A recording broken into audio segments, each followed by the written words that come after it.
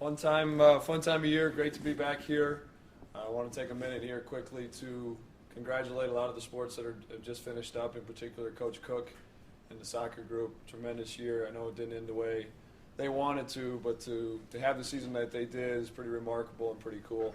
Obviously wish Kerry good luck here this weekend, and Coach Kleiman and his staff have done, to me, a remarkable job, tremendous job in some tough, difficult situations. For us, in particular, I'll reiterate what Marin did as well. Last night was an extremely, extremely special night. For me to lead a group into the Nodak Mutual Basketball Performance Center for the first time was really, really cool. And there wasn't a word spoken. There were just big, big smiles on their faces. And in fact, I wondered if they were following me for a while. I had to turn back and look just because they were basically in awe. And it really is special. And it's only going to continue to get more and more special for us, but we're really excited. There were things that you take for granted, and it just kind of hit me about 3 weeks ago as we were in our warehouse with one court and two hoops, and we were doing our pre-practice with one group on one end, another group on the other end, and 4 or 5 guys just standing there not being able to get some extra reps, some extra shots up, and again, so appreciative of the opportunities that we had and making the most out of a transition, but really, really excited to be in our Nodak Mutual facility that we were in again last night too. As far as a little bit about the State of the Union where we're at, a little bit of a balance. If you look at our roster, 11 of our 15 kids are still freshmen and sophomores. At the same time, we do have 6 kids that played significant minutes back. And I think what you're going to find, especially from me, is trusting 7, 8, and 9, especially early, to try to build some depth. I think we all, in particular, I am very comfortable with those 6, that played significant last year of our 7. But now it's finding some guys, and trusting some guys and letting some guys go through some things on the court, making some mistakes. It's going to happen, with the youth that we have and some of those depth and experience positions that we need to develop. We need to develop early. Last night was really encouraging. Chris Kading was moving around out there pretty good for the first time in about 7 months.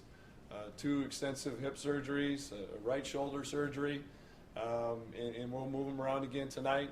Like Martin, we'll take tomorrow off, and then I believe he's going to see a doctor on Wednesday to get final confirmation.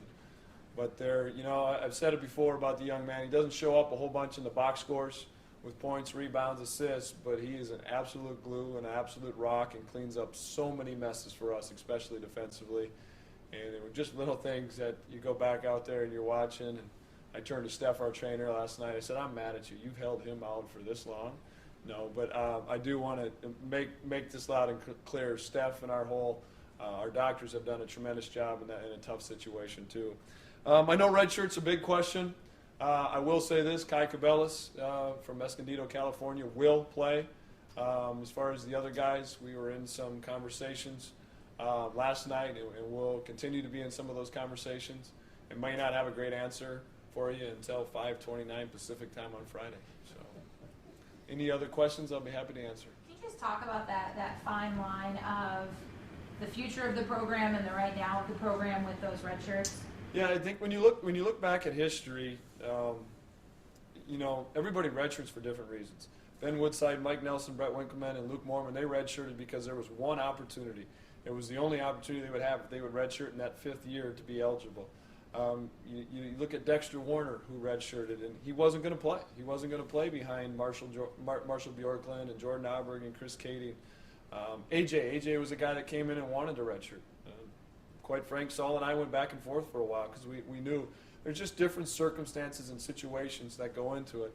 And we maybe do it a little different in the recruiting process. We sell it to them a little bit that it is their decision, and we might encourage this or encourage that, but at the end of the day, it's up to them and their families. And, that message has been good for us in the past, and we'll continue with that for the time being. And again, I think that's where we're at in the process, letting some of the young men digest, last Saturday's scrimmage, last Wednesday night's exhibition, some conversations that we've had. Last night and today are very much Bison Day of practices. We'll take tomorrow off and then get into our prep for UC Davis.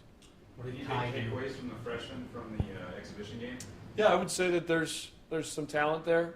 I think that just with anything, the game's moving very fast. They showed signs, they showed glimpses. To me, it's just the same things we've seen in practice. Now it's about sustaining them, learning from some of those experiences. And again, that's what I have to hold myself accountable to. You know, I understand that Kai's going to play. He's going to be probably our first guard off the bench or sixth or seventh man.